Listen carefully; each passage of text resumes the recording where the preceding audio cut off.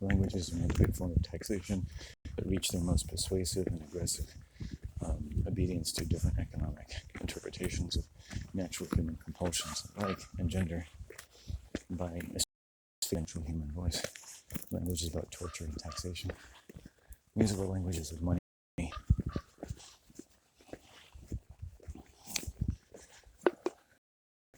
Okay, our hands aren't as cold anymore.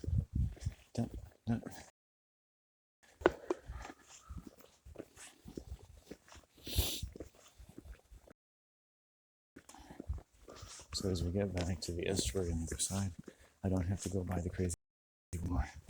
I knew yesterday, it's like I can't keep walking by this crazy woman's house. I hate it. I hate it. This is one of the sickest people I've ever met in my life. This is the crazy woman. She is crazy. She is an alcoholic. And she's schizophrenic. And I've seen her in different attitudes where she's like a completely different person. She's at least streets nowadays. And two of them would talk to me, and one of them wanted to fuck me. Right, so it's just creepy as fuck. It's like, just walk by her house, so I don't anymore.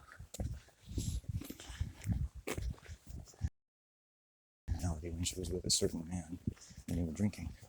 And her house borders right on the trail, so it's her prerogative, I guess, to fucking try to fuck people that are walking by.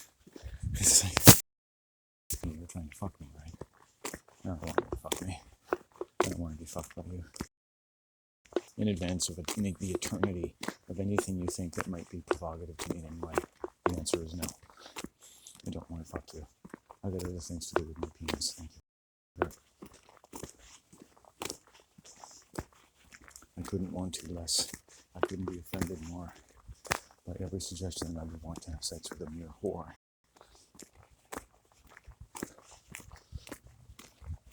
Gets excited when I to know just how much I can make her purr. Fuck you. I wonder if women have to deal with that in the area.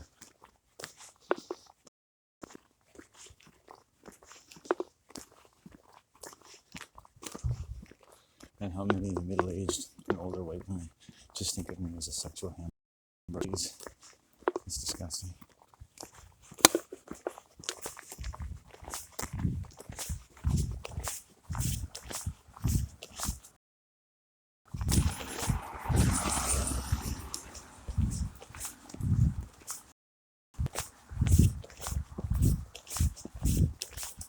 I guarantee you those white people and some of the women and some of the men are still thinking about it.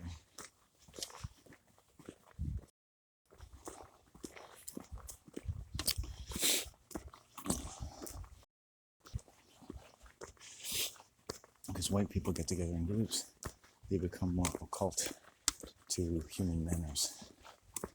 The sun becomes more occulted. They rise up like an Apollonian sociopath, and they lose their inhibitions. When women are with another woman in a group, it can be even worse. Tittering between them. I had a gaggle of 5 women in front of me, one of whom was sort of the lead predator, I met her before, and they had a range of 5 different personality complexes to deal with the extremely exciting and or threatening of interacting with a single, relatively attractive white male, who had seemed to be identified as a source of some titillation by the alpha female sociopath. I mean, it's really fascinating. You stand there and just putting on a show, aren't they? You know? They mention lurid events from the world. They don't listen to anything you say. Everything is just so exciting and powerful and it comes out of their mouth. But nothing you say means anything. And you stand there, you endure this for a few minutes until you can go on. It's like you're being detained. And that's the effect of language and personality. Christ is language. The messianic complex is really an obsession of a resort to a manner of signaling, or range of signaling, that usually excludes body language and encourages groups of people to become increasingly predatory, right? And is very tax-related and torture-related. It's also exciting, necessary, and you bind up all kinds of survival imperatives or dreads into this group mind. And so it's inevitable that you're going to demand a certain amount of sacrifice. And the economic system does. So you're really just doing what the world does. And you're laundering it at the same time. No one, or not even your God, is to blame. In fact, the only person to blame is to pray for not figuring it out fast enough, to choose a role aggressive enough that you didn't have to be given the default.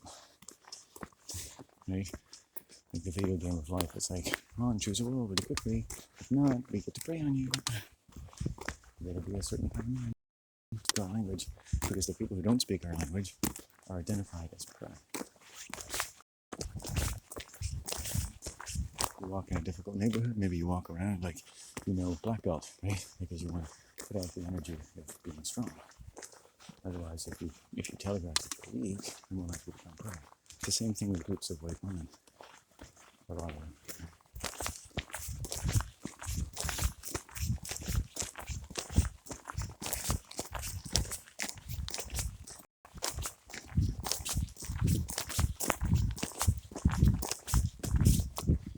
They need a source of excitement, motivation, focal point.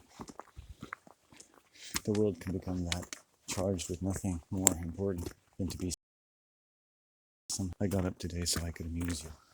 I put my clothes on so I could amuse you. I went through all my hardships and books and videos so I could amuse you and a couple of your country friends. That's what my life is all about. How do you think that feels? Instead of a slovenly attitude, which is regional to the area and fixed upon, sometimes no longer even looks like the female gender and some of their men. And you wonder, like, for all their occupations and money, what do they really do in life? It's like noticing the poor hygiene of someone else. Groups emphasize the power and the power of groups and how they help you release inhibitions about who you are. They help define you. And if, separated from the group, you wouldn't know who you were anymore. Unless you're doing the work of the group. And the group deploys, like a member of a great company, to go do the work of the group and to beam onto some foreign land and to make sure the protocols and policies of the group are enacted. In this way, remain connected to the group by occupations who can do nothing more than improve the lives of those who don't necessarily speak the language of the group, and so have telegraphed a need for the group to do various things for them and or to them, as the case may be. But the group doesn't hear the cries of your clients.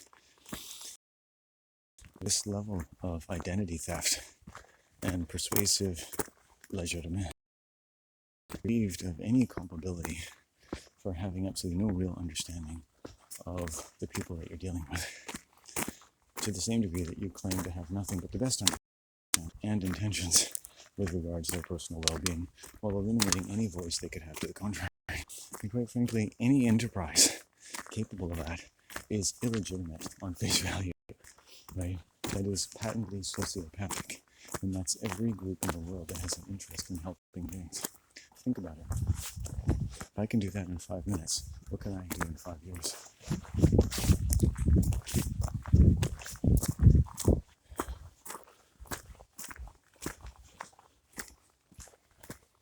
Every day, I talk about the same things. Today, I will upload them. I've missed uploading stuff, and I think today would be a good summation of some of my labors. So I don't have to make a video and think, oh God, if I don't upload that, I'll never have that idea ever again. I have the same ideas every day. People don't need to hear every single way I have to say them. But we're getting there. Getting a little stronger every day. I got a P. Oh, I got a Q. What about you? I got an R. I've got a T. What's that? Oh, you don't want to know. It's a terrific need to crap all over your face, Mr. McGillicuddy. Okay then. Should I lie down over here? Yes. Let me use your fleece silk gown as toilet paper. Here, your mother's urn will help powder my...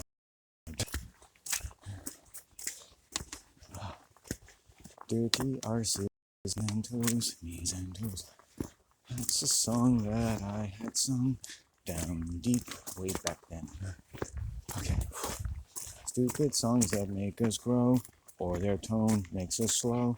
No one ever really know. Hey, fuck yourself.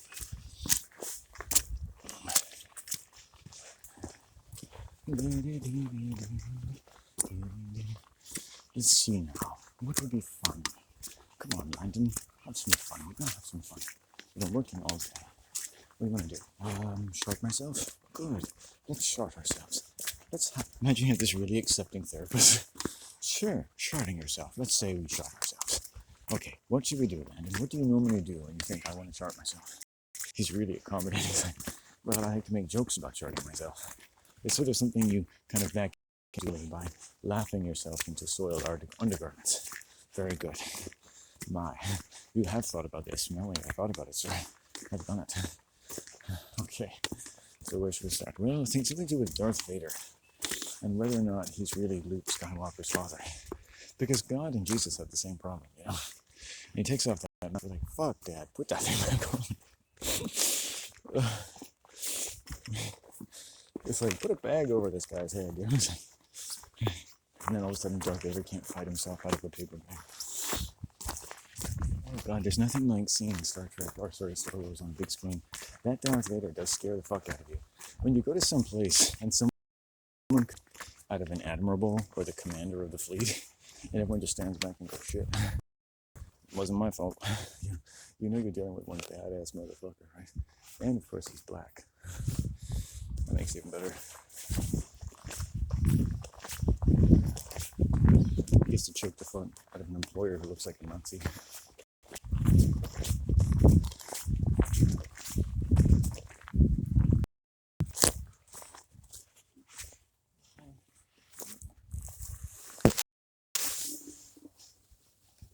I think that's fine.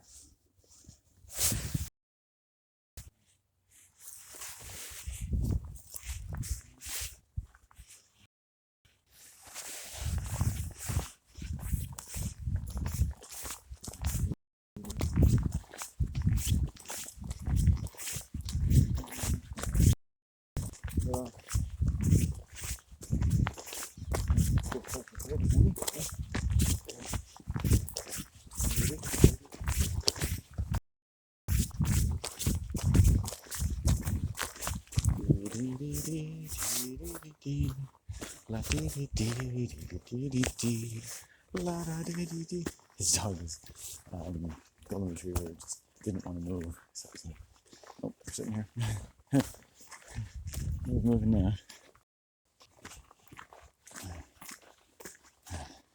A dog I haven't seen that creep. I think it's been a year or two now. His name was Richard. He's one of these older men who don't have good personal boundaries. And he's a sexual predator, unfortunately. Oh God. I'm just glad I'm allowed to say that out loud. That's all I want to be able to do. It's like they don't get anywhere with it. It's just like you can see that their mind hones. I can tell in on a part of my mind, a certain age. These people that are predatory, they hone in on certain ages where you were quite vulnerable. They hone in on sort of the daddy beam, right? Men, people, women, we could all have like an area where we're just vulnerable to someone who, through a sequence of words, body language, or intense eye contact, can kind of reduce us a little bit. And they're waiting for that because they want that submission from you. Right? And once they get that, then they can do all the talking. They can be who they are. They can do their little dance. Right? This thing that they do, where they get to be someone that really is so convinced at how wonderful everything they say is. It doesn't matter how anyone else feels about it, particularly you.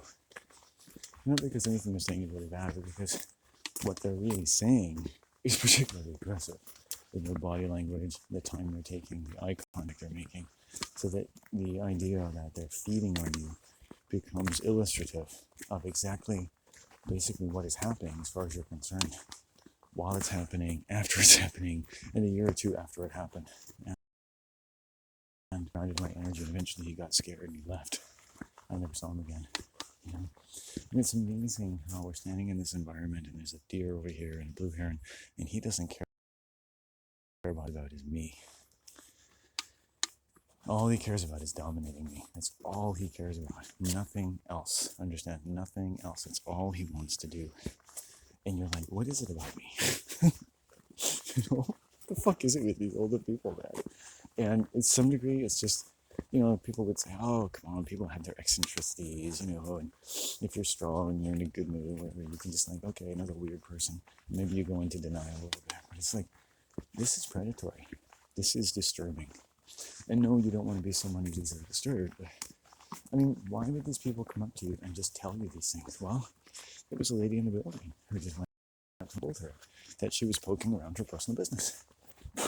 Just told her. And I was like, why would she say that? And I went and had a little chat with her one day. I'm just like, she pissed me off. And it's amazing, her body language. As soon as I confronted her, she turned her entire 400 corpulent body in my direction and took 2 steps to stand right in front of me. Right? It was just like the physical body language was incredible. The change, it was basically a 90-degree change in her body. Right? And then all of it, then this stopped for now, you know? And then they knew. They don't accept it. That you have a right to object to this behavior. They just laugh it off. Right? And they're not always bad people, but they're highly compulsive. And it all adds up eventually. You can just watch the way they talk to people, body language. No one in the building really likes them. And, but they live around people and they feed off of them. Nobody wants to be that person, you know? We'd rather sit in a lecture that told us how we can help those people or to understand them and ourselves better because of just the general malaise of human beings, some of which is going to incarnate in ways, language systems that say you and me, that's going to generate enough conflict to want us to take after what the fuck's going on, or what's wrong with you, or what's wrong with me, or what's wrong with people. And so we generate knowledge. And we could say even that knowledge is in that conflict. It's telling us something, right? And the fact that whenever this woman would talk, she would talk about feces every time. And I had trouble taking a crap for 2 days, have what I would call uncomfortable bowel movements. So it's like, that's telling me something, right? My lower chakras are nervous when this person is around. They met me to the last. All of this incredibly, very, very unsettling body language. But learning strategies that these types of people, predators, use.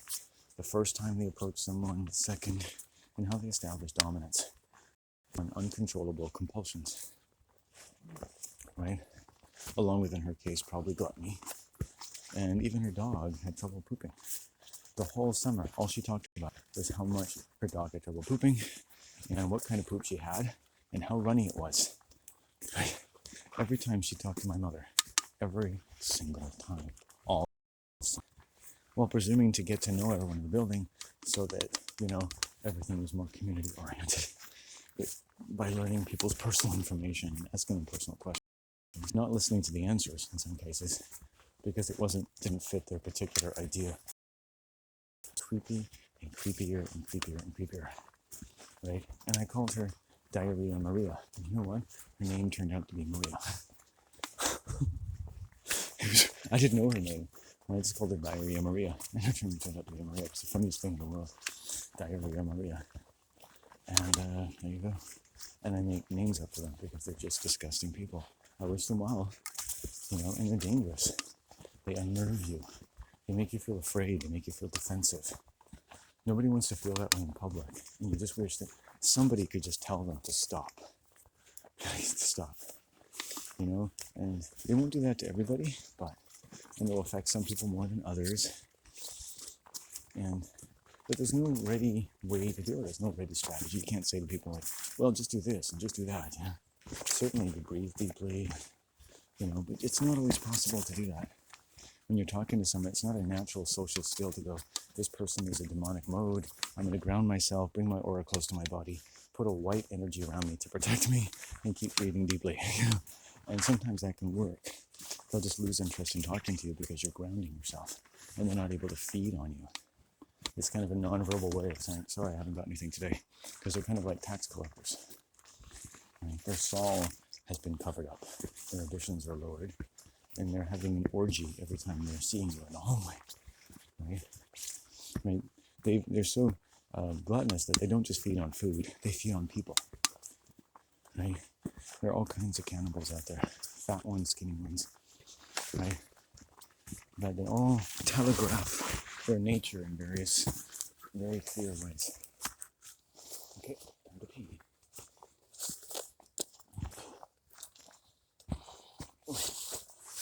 I was here 3 hours ago. 3 hours ago.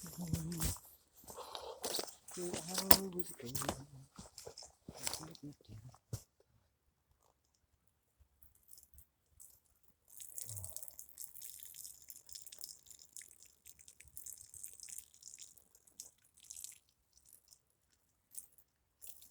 Okay, good.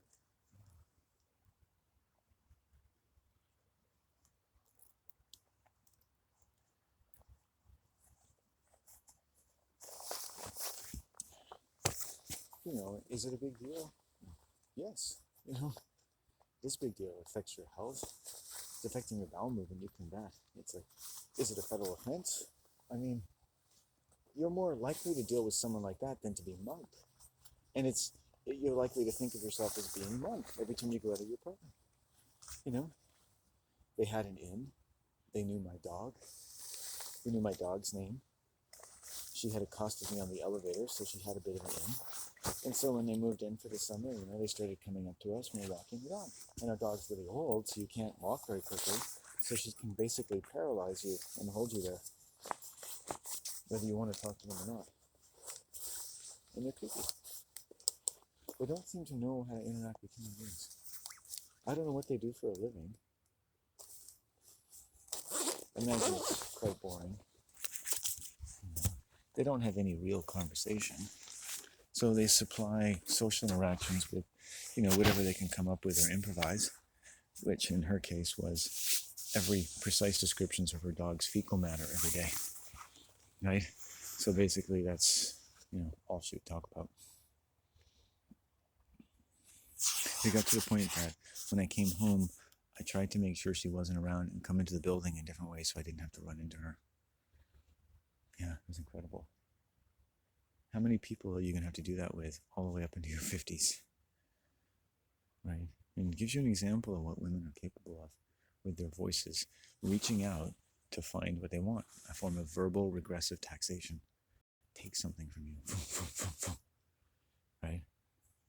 There's one writer, she's a female, and she says, put little gifts in your aura, because when people come into your life who invariably need them more than extra, you've already said, okay, it's like having stuff in your store ready for people who need to steal. So you got a cash register full of, marked $100 bills, and like, okay, here you go. This is for you. It's our donation. Take it. You're okay. It's a gift, really. You're welcome. You have things to give people. Okay. Oh, you're having a hard day? Here's a bouquet of roses for you. But that's hard to do, to keep up, to keep that attitude.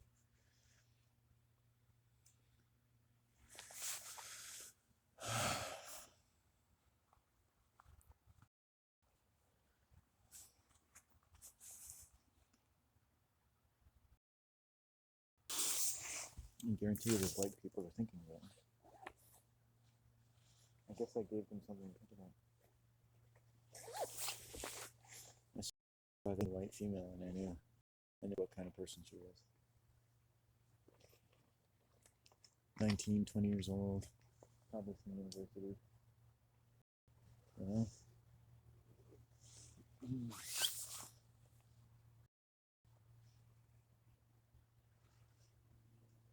I need your attention.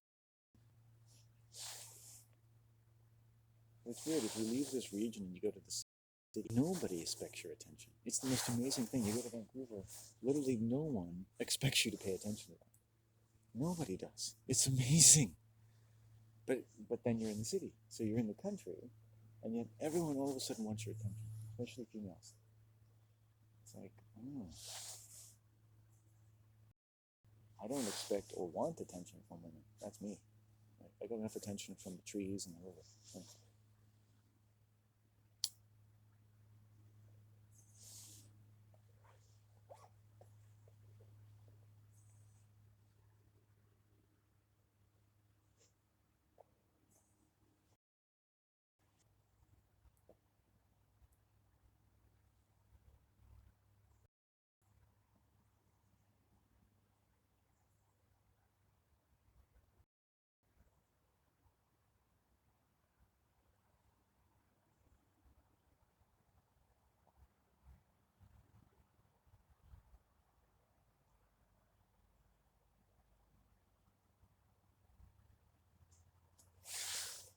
What do you do with a drunken sailor? What do you do? What do you do with a drunken sailor lying on the hey, sugar her tits and turn her over, sugar her tits and I'm saying that because it's gross. Timbers. What if Shiver Me Timbers were sugar me tits? Sugar me tits and turn me over.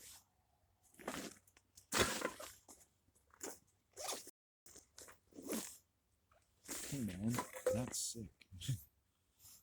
It's so confusing. Imagine a doctor who speaks child slang. Be like, well, sir, you're totally sick. Oh, really? No, it's a good thing. Oh, yeah, you're awesome. You just got cancer. That's all.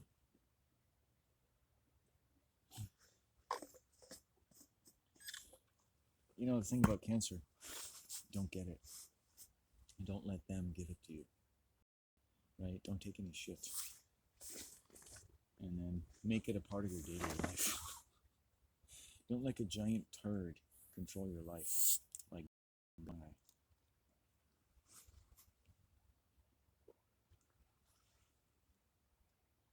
you want to know what I think about living on planet Earth? How much time do you have? Really? Because time in the world, don't you? To deal with life. When you're a child, you have all the time in the world. And when you're adult, you don't have enough time for anything. It begs the question, why? How much of what we're enduring in terms of human suffering and the industrial imperatives of our lives, basically every culture and religion in the world, it's disgusting.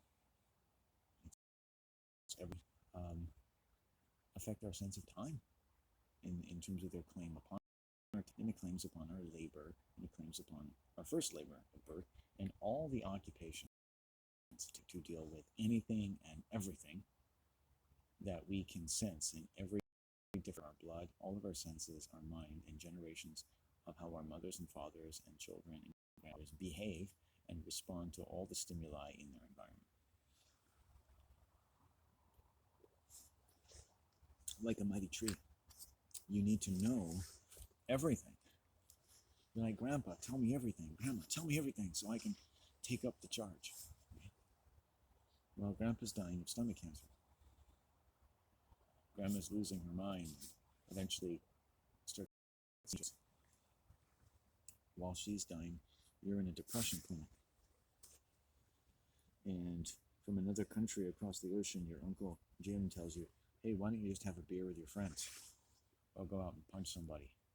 This mentally ill thing is really not your style. And that's your one phone call on the payphone. And he's trying his best. And then he dies of dementia, subjecting my father, his caretaker, to endless amounts of verbal abuse before his demise. And you're a good little tree. You're not a Christmas tree. You haven't been cut off to put on display in the living room so that people can exchange all kinds of useless gifts while you slave away trying to stay alive when your destiny is basically to just run out of water and die. Well, everyone, and then just to be put out on the front walk so someone can collect you and turn you into so much sawdust. Little chips of which are called money, which is invented because your destiny was guaranteed as wood chips. Chips in the casino of life, God's casino, God's great theater of the damned.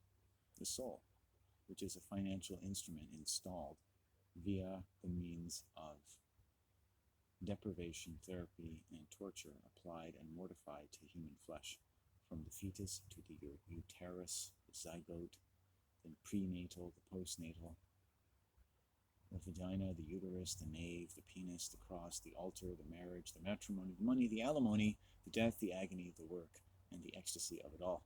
Measure for measure, death for death, dust to dust. From the beginning to the end, from the alpha to the omega, from the great swashbuckling orgasm at the beginning of time, into the final sad sigh of deep, endless, dark, cold space and death. boldly going where absolutely no fucking piece of shit has ever gone before. Or the only thing that goes there is someone who isn't anything anymore. So he can be the great actor living in a cold oblivion of outer space, with a beautiful starship to replace his mother.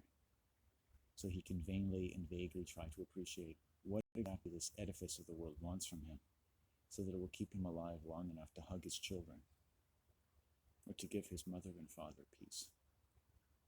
And that's your real.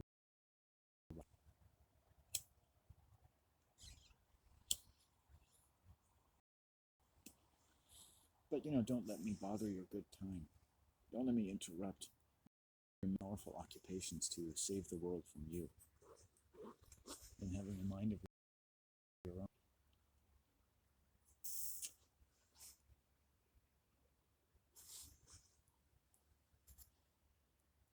Or me, in my mind, or the voice of a child speaking out of me.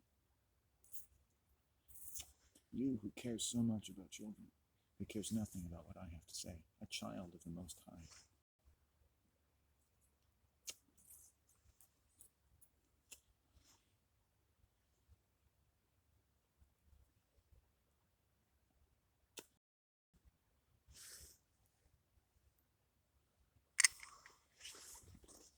Who am I, after all? What am I? Am I important? Am I important if I don't say I'm important? If I don't wear a special hat and have words after my name? And speak the right cool language? And make videos that appeal to the right kinds of person that you want to be? Make sure I do the right cuts and edits? Give you a few commercials to insult your intelligence, to really soften you up before I really bring in the big guns and talk about absolutely nothing for 15 minutes, which is pretty much what YouTube will give you time after time. And what do you think your time's worth that you waste it on such useless media? Squander it while it insults you with every murmur of its insulting messages, which you undertake to repeat to yourself in the most hallowed synergers of your brain. Emulating and repeating something is never meant to nourish you, but only to get you to forfeit a suspension of the belief without which, and only without which, you can come to believe that the only reason for this is to entertain you and make you feel happy, to give a balance to all of your more difficult exertions. Just let off some steam. And while you're vulnerable, to kind of grease you up for all the fuckery of the future, the present and the past, as the sun meets out and makes out its time on death row, when after 50 million years of nourishing all creatures day and night, it begins to blow up into a tiny gastrointestinally challenged psychopath and eat everyone.